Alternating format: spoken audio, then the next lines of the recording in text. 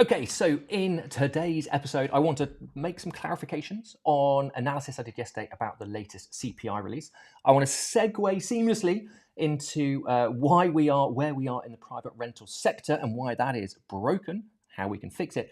And I'm going to conclude with my hypothesis about why having high interest rates is actually having the adverse effect to inflation at the moment, and why I think the Bank of England are about to balls things up again. So, if you are interested in looking beneath the headlines, try and analyze the data, or at least get involved in the conversation, please give me a like, give me a thumbs up. It helps YouTube reach those who need to see this. And of course, if you want to see the regular show, please do hit subscribe on this video. So before we go on to Bank of England decision on the 1st of 1st of August, I want to thank, who was it? Purple Badger. Thank you very much for calling me out on my analysis yesterday. For those of you who weren't on yesterday's show, I went through the CPI release and talked about the main contributors to upwards inflation, one of which in CPIH is the OOH, which is the owner-occupier housing cost. And I talked about why I believe interest rates are a major factor on that. Purple Badger, you very kindly came and said, actually, the biggest issue is supply and demand. And I'm not going to disagree with you in the slightest on that, Purple Badger. I think the point that I was trying to make was I'm now relating inflation to the interest rate decisions. I think everybody is waiting to go, when will the Bank of England drop it, right? It's the thing that we care about most. And when you're looking at the upwards contributions to inflation right now, we have to understand what is causing those contributions and what levers do we have to move it. And I think we will agree, or hopefully everybody can agree, there's really two causes of inflation. Number one is demand side, and number two is supply side. So when I say demand side, i.e. we've got a red hot economy, everybody's flush with money, everybody's going out and buying stuff and consuming stuff, and there's a huge amount of demand, and that's causing the price of things to go up. That's demand side. We've also got supply side, or lack of supply side. So after COVID, supply chain constrained has caused a lot of the inflation. I think most of us will agree that the latest wave of inflation we've had over the last 2 years has been primarily caused by supply side constraint, which, by the way, is exactly what Purple Badger you said about the private rental sector. I'm not going to disagree with that. The question is, why do we have that supply side? And of course, it's always a much more complicated picture than just one thing. And what can we do to control it? The point I was trying to make yesterday was I do not believe that interest rates being high is going to solve what is almost inevitably a supply side issue in the private rental sector. It's compounding that supply side. So actually reducing those interest rates are probably the only lever we can have in the short to medium term, because we're not just going to go and build 1.5 million houses in the next 5 years, regardless of what the government says. What can we do to sort of increase that supply side? So what I want to do in today's video, right, is segue into why do we have the rental crisis? Why do we have these extremely high rental values at the moment? Why has the inflation gone up so much? And I want to look at the data and understand what's actually happening here. So that's my aim. At the end, I want to segue into why I think this is intrinsically linked with inflation and the wage cost spiral, right, we're in, and how do we actually get away with it? Now, I want to caveat, team, I'm not an economist, I'm not a macroeconomist, I'm just some dude, right, who invests in property, and I do have a vested interest in interest rates coming down. So I want interest rates to come down. Okay, they've been up for a long time. It doesn't matter how much anybody in property says, I don't care about interest rates. Of course they do, right? Anybody with mortgages is vested in it. So these are just my theories, and I open it up for discussion. That's the point of this show. So let's just go and recap a couple of the points yesterday that I was making about the June inflation release. Okay, so when we look at this, now this is the CPIH main contributing factors. Okay, and this is why I want to dive in and just analyze this a little bit more. Okay, when we look at the main contributing factors, we can see on that graph 1, 2, 3, 4, 5. There are 5 positive, 5 negative. Let's go through those 5 positive. The main one is restaurants and hotels. Okay, this is why I believe when we look at any data, we need to interrogate it. We need to understand actually what's going on. So you look at that, and everyone's saying, look, we've got services economy, services are booming. This is all feeding into sticky inflation, and these are going to impact the Bank of England base rate decisions, right? Do we see a massively booming services, hotel and restaurant economy? What's actually happening? Well, when we do look into it, right, we have had an impact, unbelievably, that one person can have on that subsector of the economy. Actually, I understand that a lot of the tour happened probably after the sort of cut-off date for getting this inflation data. But without a doubt, Taylor Swift has been touring. A lot of people are going to be spending money on hotels to go and see the tour. That has had a material impact globally on economies. Would you believe it? So that's one factor that's played into that particular piece of CPI data. The others I talk about, I believe minimum wage going up in April is going to feed into it. Another thing feeding into it is mortgages, lending for hotels, restaurants going up, or rent going up, right? Which is where we're going to segue into the rental crisis. All of those things are impacted by interest rates. So do we have this big spike in hotel and restaurant accommodation? And by the way, does it even matter when we look at how much people actually spend as a percentage of their pay packet? Is it because we're all really flush with money and we're going out and we are splashing all of our cash in Michelin star restaurants? Or is it isolated? Do we need to actually look at a sort of smoothed out curve, if you like, rather than just 1 month in isolation? And what are the other factors that are going on behind it? Are people having to put price up? Are we actually getting a lot less for more cost because people are having to put their prices up, right? I want to have a look at this. Let's just, if I can zoom in on this, which I probably can. Right, this is data for companies going insolvent by industry, right? And we have the sort of hollow circles are this time last year. The sort of magenta circles are this year. And when I say this year, it's a few months out of date.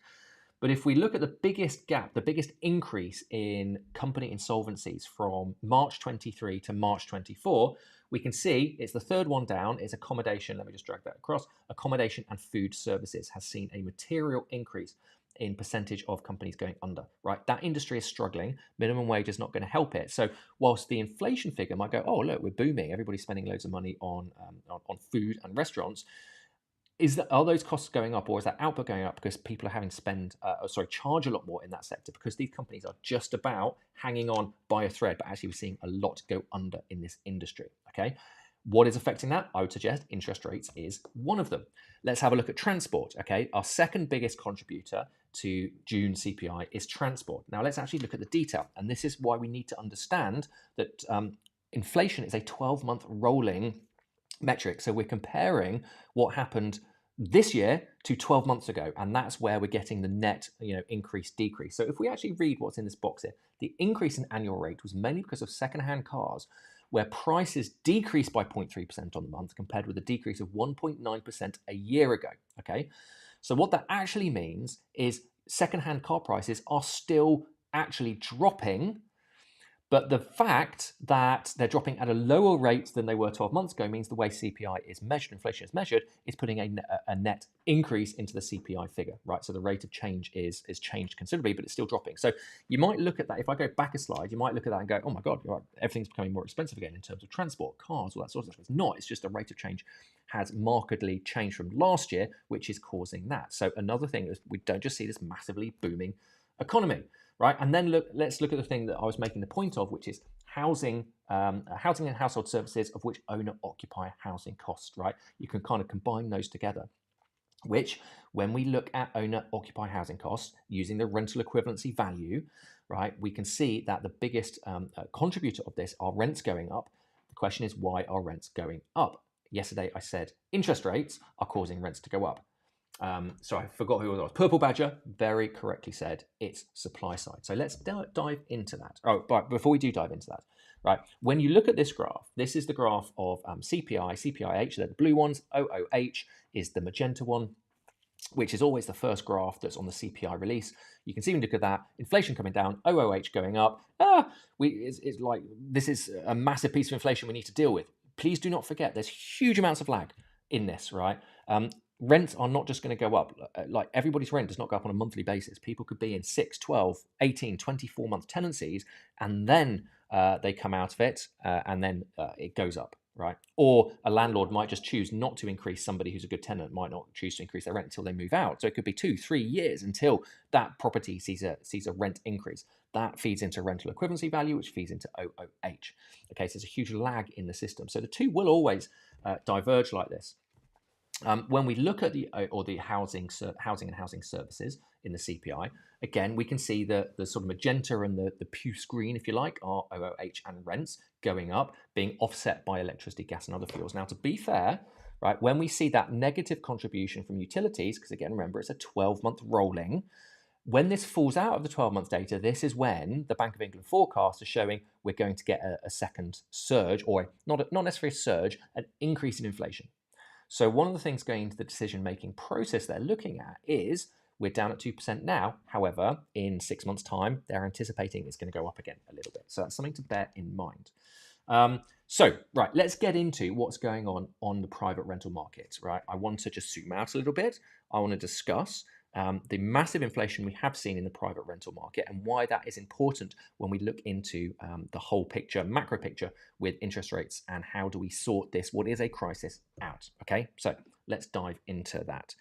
What do we got here? So this is the graph since January 2016 of rental price inflation. So we can see very clearly, actually, if I zoom in, COVID was, sorry, let me just lift that up so you can actually see it.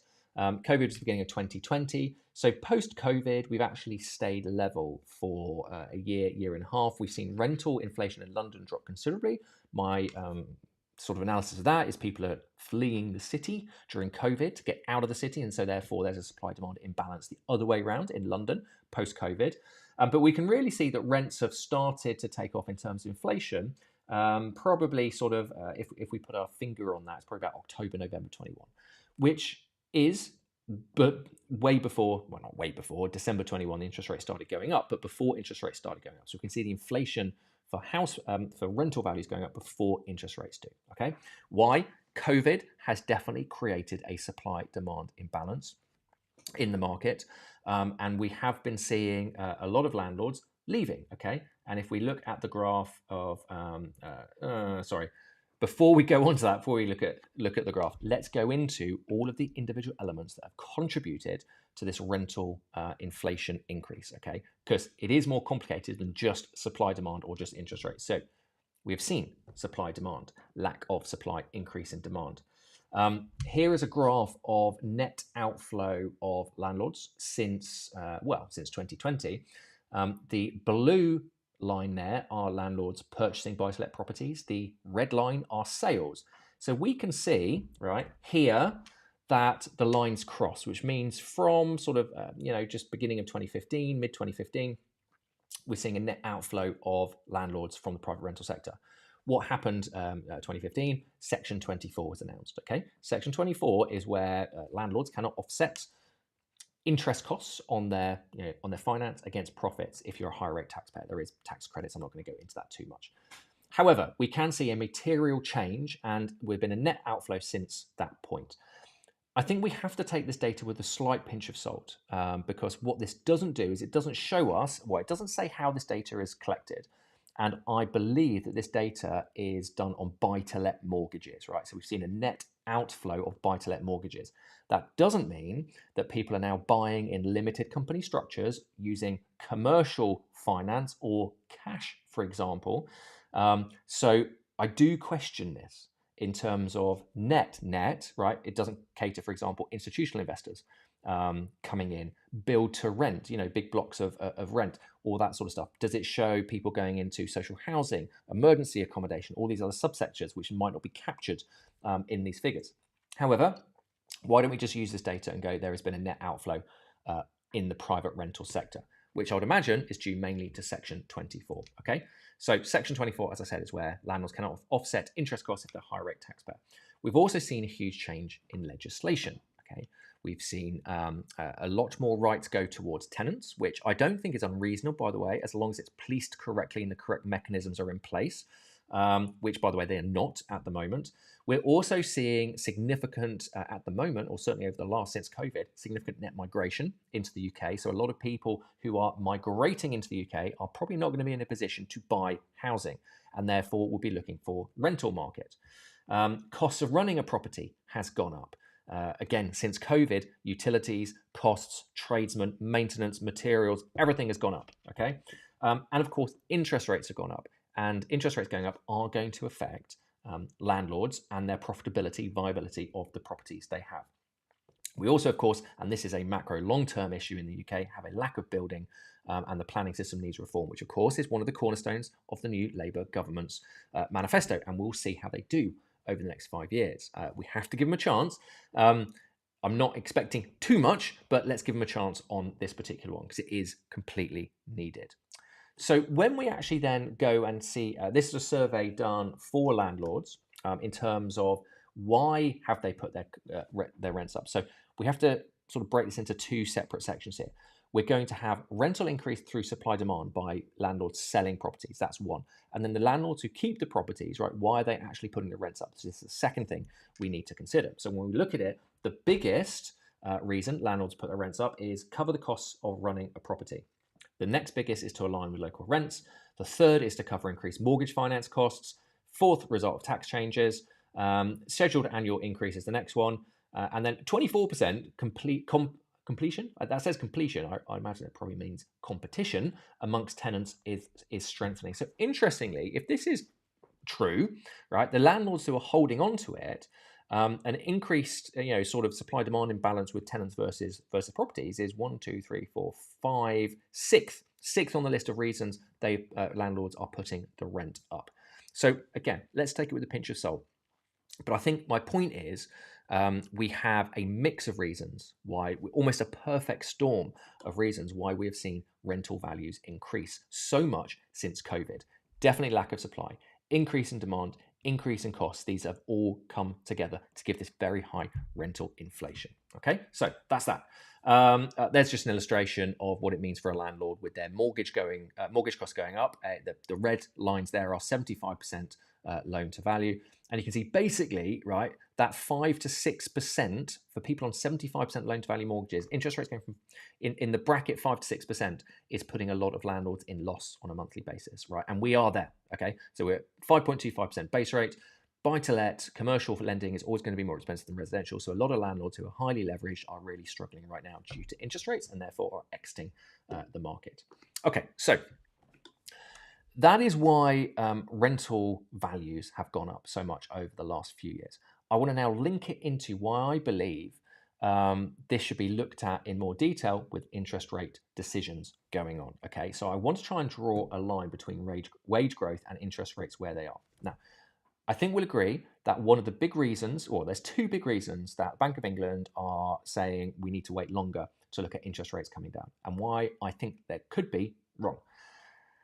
First off is sticky services inflation. So we've talked about potentially, what's actually happening with services inflation.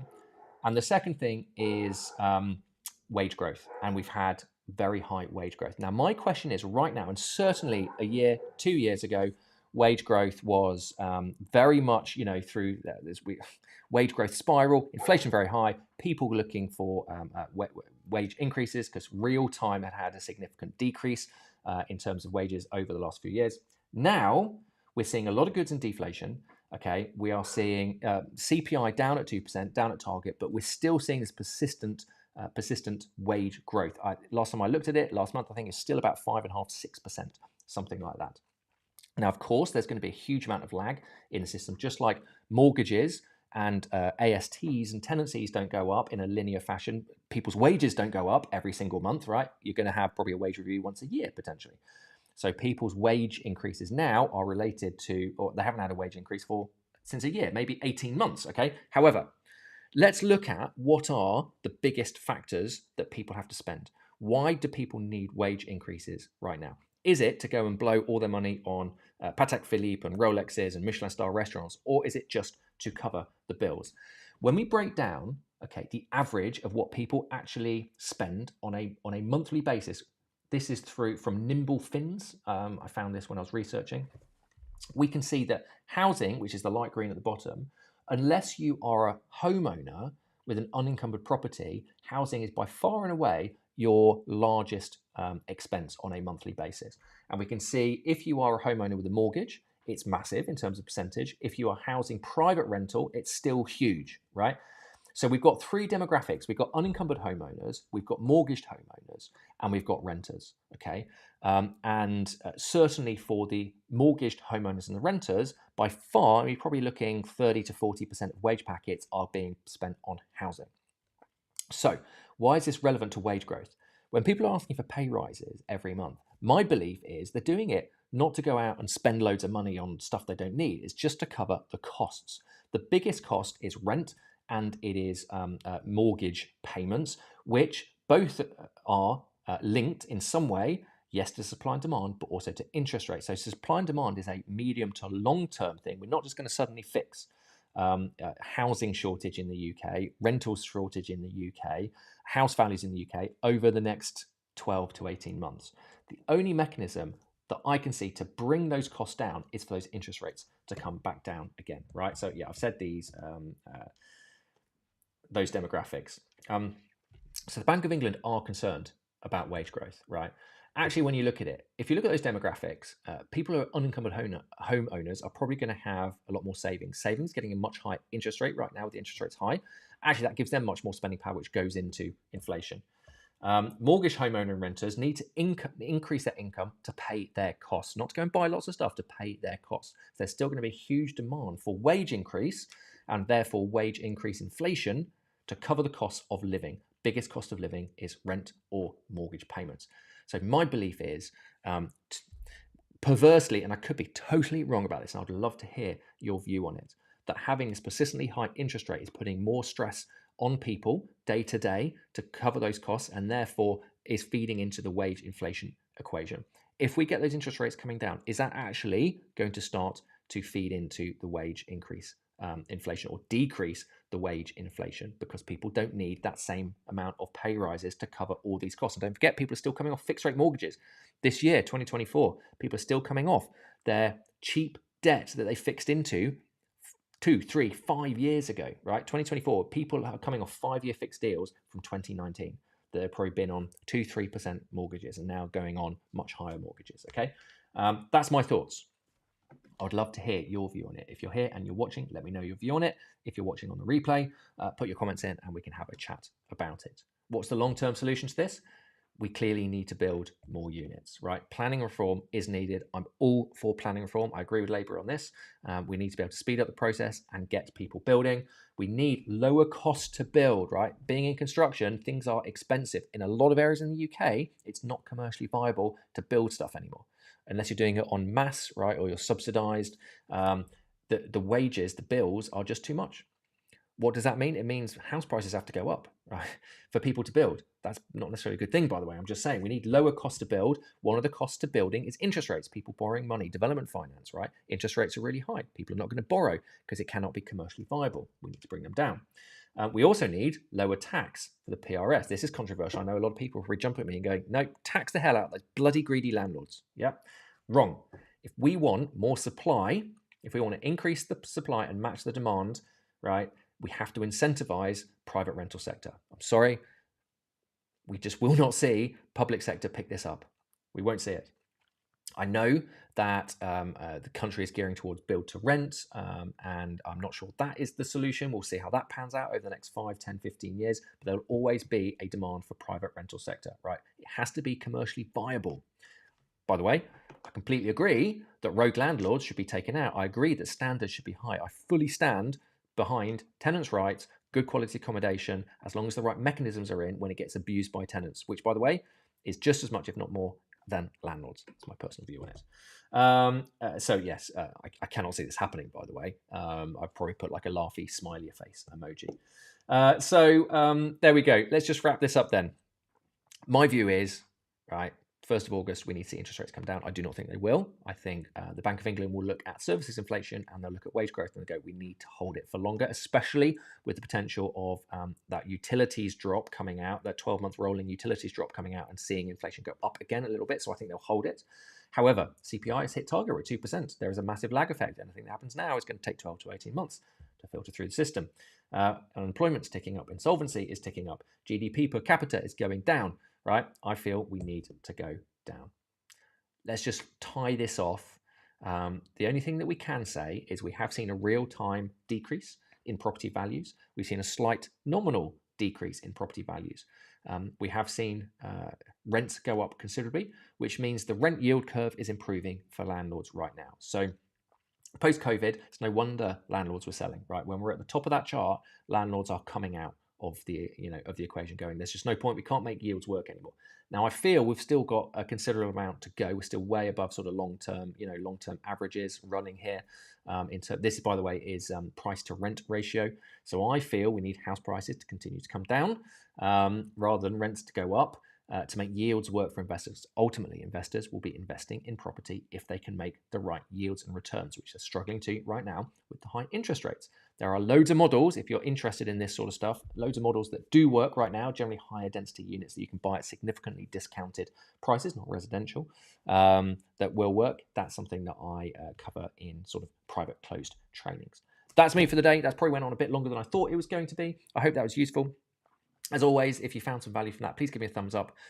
If you'd like to see more of these in-depth analyses to understand where we are going, what we can do, and also as an investor, how we can use these macro sort of trends to our advantage to increase yields or stuff like that, then please feel free to subscribe and join me on these live streams. But for now, I wish you all the good. It's very hot outside for the first time in a while, so I plan on enjoying some of the sun. I'll see you next week.